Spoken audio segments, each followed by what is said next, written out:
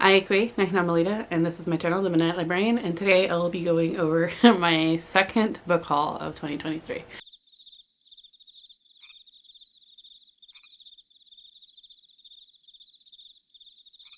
So I didn't think I'd be doing one so soon after my previous book haul. I was kind of hoping that I was going to be good and like not purchase a ton of books between the last time I did a book haul and now, but here we are.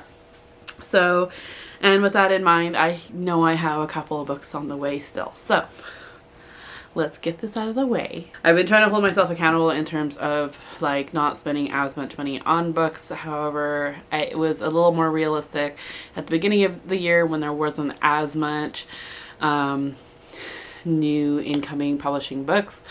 And also book buying for me tends to be a totally different hobby than reading itself. It's also a type of therapy for me. I oddly feel better when I know that when I find new books and I know that they're coming. But part of that too is that I'm trying to listen to more books audibly, just because that is just something I'm finding is really helpful to me, and then purchasing the books that I do enjoy rather than purchasing books that I have yet to read, finally get to them, and only to get to them and realize I didn't enjoy it as much and either donate it to my library or resell on Pango. I have quite the stack here, so let's go ahead and get through them. I am going to go through a couple of books that you may have already seen because I have already mentioned them in videos. The first is The Moth Keeper by ONeill. This is Kay O'Neill's most recent work. They also did the Tea Dragon Society. This is their 2023 release that came out in March. I did actually pre-order this. It's a graphic novel. I really enjoy like not only the cover but the naked cover as well. It's a really nice, nicely done. It's a really nice book. So this one is following Anya, who lives in the Night Village, and everyone kind of has their own role in the Night Village, but they all try to be there for each other. But the one solo role tends to be the Moth Keeper. Anya has taken up this role as an apprentice moth keeper because moths are one of the creatures that they highly covet and want to take care of, because there's so many things that they pollinate that the Night Village relies upon. But the Moth Keeper tends to be a very lonely role because you're spending your time with moths, and Anya as she's getting into this role, she's feeling like she isn't the best fit for this role or for the Night Village. She wants to be seen as someone that they can rely upon to be the light in the darkness, but has insecurities about doing so. So this was much like all of Kay O'Neill's works, I swear Kay O'Neill can't do wrong. This one was just amazing. And very cute, and of course has terrific graphics. So the next one I actually did listen to first through Libro, which I will have my affiliate links down in the description down below if you ever want to check them out. Libro is similar to Audible in that it's $14.99 a month. However, it doesn't feed Amazon, it feeds indie bookshops. So and so I listened to this and loved it, to the point where I wanted a physical copy, and that is A House of Good Bones by T. Kingfisher. This is another one that I just absolutely love the cover of. I haven't actually looked at it's a naked cover. But yeah, I absolutely love this. I love particularly the wallpaper. I did a full review of this book. If you ever want to go check it out, I'll have it linked above as well as down below. And basically we are following Sam, who is an archaeological entomologist. So essentially she studies dead bugs, or bugs in archaeological sites. And after her dig ends up getting put on pause, she ends up going to South Carolina to stay with her mom for a bit. and she had heard from her brother that something was going on with their mom. He was worried.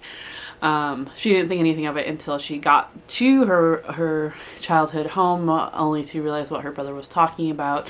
Her mom has lost weight. She's being really jumpy. She's very paranoid, and she's altering how she talks. And there's something going on with her mom and the house. So I did enjoy this. I gave it 4.5 stars. But yeah, definitely go check out my review. So I also have a vlog coming out where I talk about the same stuff as I did in the review. Next are the 2 book of the month books that I picked for, I believe, March, because I skipped April's. Yeah. And just nothing looked, I wasn't interested in any of them really. It wasn't calling to me. But this is my March book of the month pick was Lone Women by Victor Laval. I've heard the author's name before, but I don't think I've read it. I haven't read anything by them. Adelaide Henry carries an enormous steamer trunk with her wherever she goes. It's locked at all times because when the trunk opens, people around Adelaide start to disappear. The year is 1915 and Adelaide is in trouble. Her secret sin killed her parents, forcing her to flee California in a hellfire rush and make her way to Montana as a homesteader.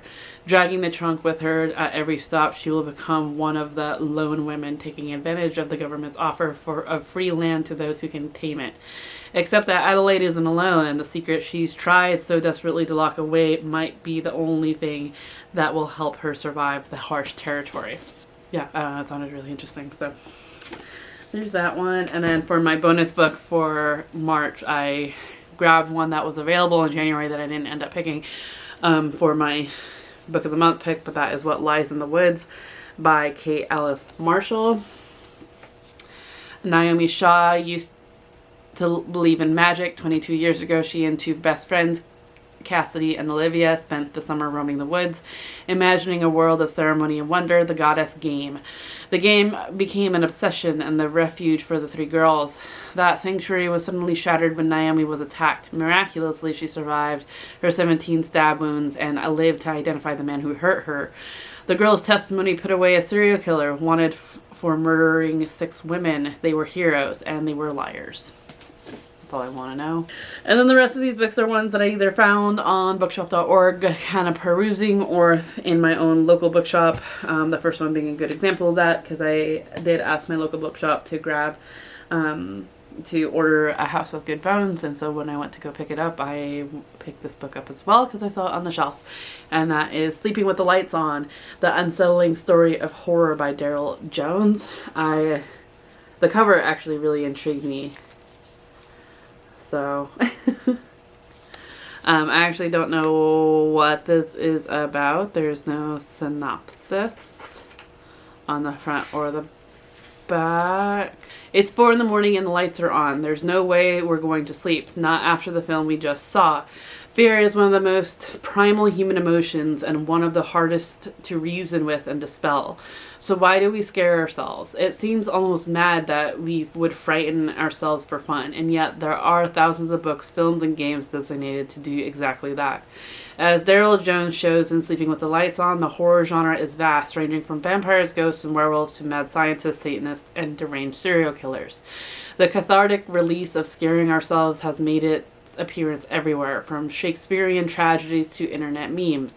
Exploring the key tropes of the genre, including its monsters, its psychological chills, and its love affair with the macabre, Jones explains why horror stories disturb us and how society responds to literary and film representations of the gruesome and taboo.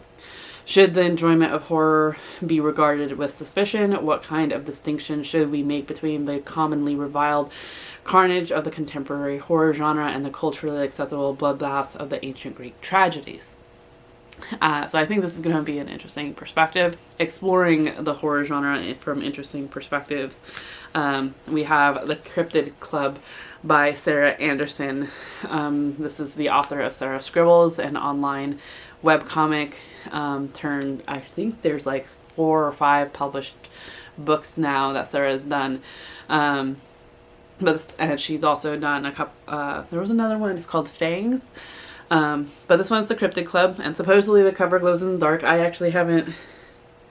I actually haven't figured that out yet, if it is true or not.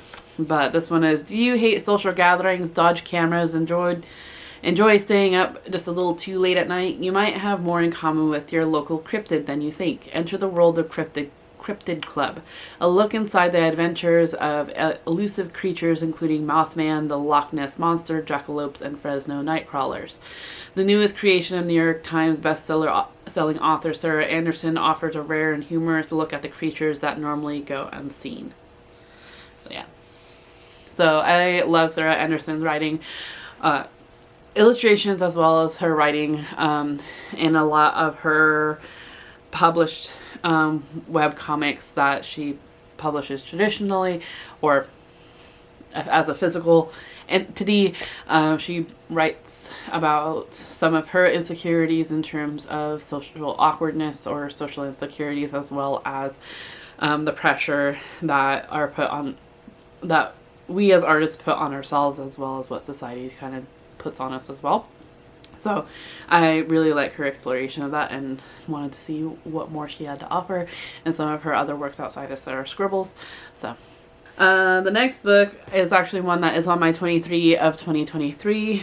And I didn't see it as an available thing in my interlibrary loan, but I also knew I was going to want a physical copy, and that was From Hell, a horror anthology with a foreword by Grady Hendrix. This one I became aware of because I follow Shayna Hawk, who is the author of Anoka that I read a year or so ago, which was a collection of short stories that he wrote that was inspired by the Halloween capital of the world. And this seems to be a collection of horror stories from folks that I am not aware of. Shane Hawk is one of them. But we have like Solomon Force, Joe Radkins, Christopher O'Halloran, Amanda Nevada DeMel, Thea Maeve, Justin Fall. Yeah. And of course a foreword by Grady Hendrix. But this is one of the books that I have to read in 2023, which I will have linked above as well as down below too if you want to go check that out. Basically this was one of the ones that was randomly picked for me, but I thought it was pretty cool anyway, just because it was one that I had been wanting to. This is quoted by Stephen Graham Jones. Quality horror by true believers who can write. What more can you ask for? So The next one is also one that was on my 23 of 2023, and I actually wasn't sure if I was going to be able to get it, because not only does it only have like 7 reviews on Goodreads, but it also was not available through interlibrary loan at all. I was able to find it on bookshop.org. And that is A Witch's Bestiary, Visions of Supernatural Creatures by Maya Doust,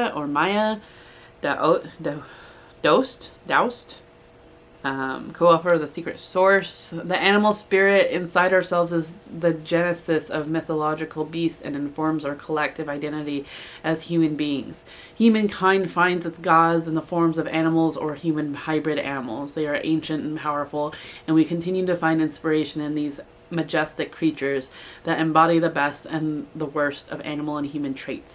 Enter into the timeless space that is the land of the beasts, where they are real and not real for millennia in their minds of us all every time we think of them. So it's a really interesting cover. I don't know why I didn't think it was going to be foiled. And oddly, the deckled edges really work for this book. However, despite me not enjoying deckled edges, like it gives it a mysterious atmosphere. Like when it came to me, it was saran wrapped, which the only book that I was aware that, I mean, I know that there's a couple books that do that, but the one that immediately came to mind for me was Psycho. But the fact that this one came saran wrapped and that it has these like, it's very prominent deckled edges. Like usually they're just kind of like almost feel like fuzzy edges, but this one actually looks like it's a ripped paper. And like I want to flip through this, and the deckle edges are preventing me from doing so. So, but next I have a couple graphic novels that just kind of sparked interest when I saw them on bookshop.org. The first is It's Lonely at the Center of the Earth, an autobiographic novel by Zoe Thorogood. The cover just was striking to me.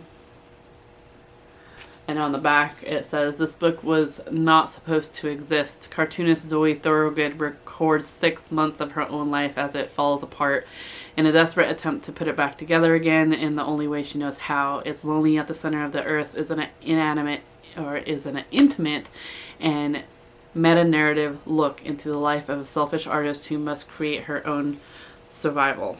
So artwork looks like it's going to be fun and interesting. The premise on the back sounds like it's going to be very, like it said, intimate.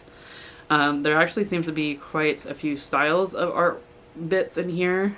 The Fire Never Goes Out, a memoir in pictures. This is by ONeill Stevens, who's also the author of Nimona, which I have yet to read.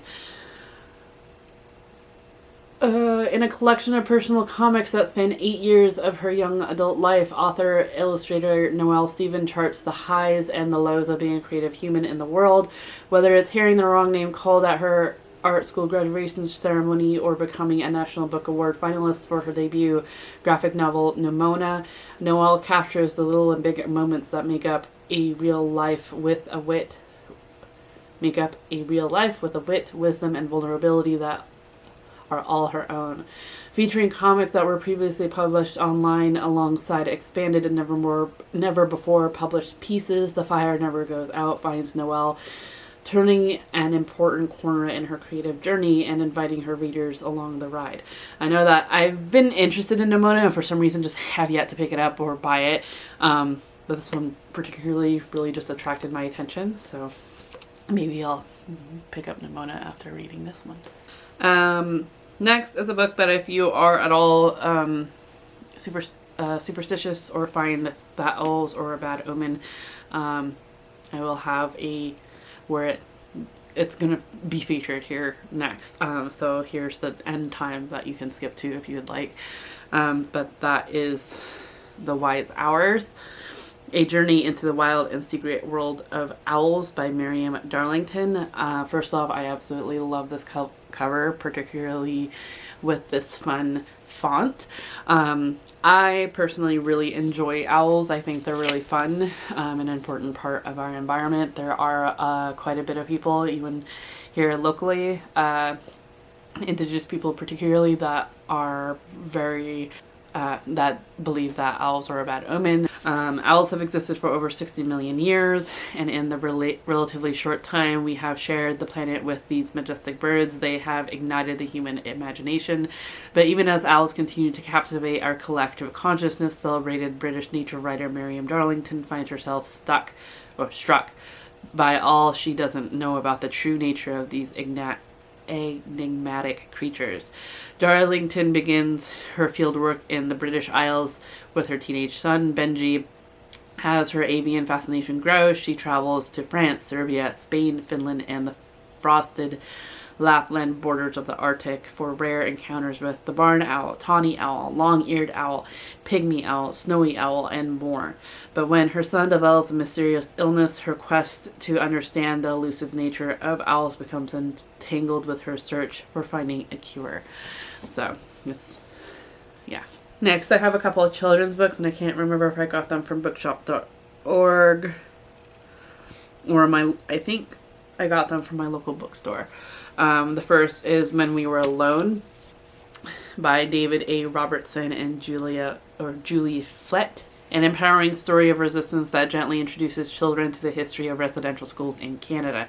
A young girl notices things about her grandmother that make her curious. Why does her grandmother have long braided hair and beautifully colored clothing? Why does she speak Cree and spend so much time with her family? As she asks questions, her grandmother shares her experiences in a residential school when all these things were taken away. So I thought it would be an interesting read for sure. Okay, so the author of the book is David A. Robertson, and the illustrator is Julie Flett, who is Create Matisse. The next children's book I have is Once Upon a Forest by Pam Fong. And on the back it says, big changes can start with a small good deed. I just, honestly, I saw this one I think I saw at my local bookshop and just saw the illustration and went, yeah, I want it. This is a determined little marmot, and this is her friend, her resourceful friend. In this simple and aspiring picture book, follow these two friends as they work to save their forest home from the aftermath of a wildfire. So, I think it'll be cute. But yeah, that's all my, right? That's all the books that I received here in the last month. Not too bad. But like I said, I know I have a couple more coming in. They'll just be put on my next book haul whenever that happens. Hopefully it won't happen for a little bit, but no promises. Otherwise, yeah. What's a book that you recently purchased that you're really excited to get to? Otherwise, if you made it this far, let's go ahead. I'm still looking at this one, so let's go ahead and put a plant, any plant, for the emoji. And yeah, I like this video. If you enjoyed it, hit subscribe if you want to see more of me, and I will hope that you were in the mental mindset to enjoy your reading. I will see you in another video very soon. Cheers.